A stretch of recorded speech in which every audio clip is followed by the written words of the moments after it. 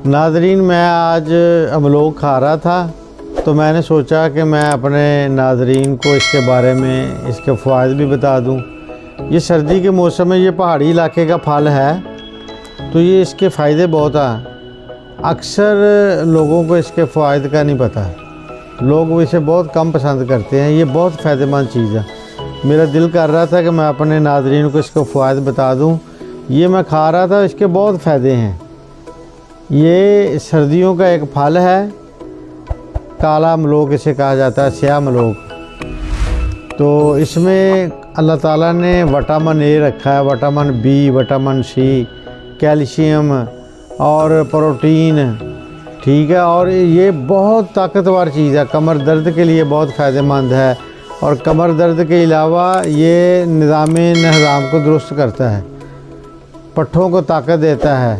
कमर दर्द जो है उसका बहुत बेहतरीन इलाज है। इसे खाएं और बहुत फ़ायदेमंद चीज़ है।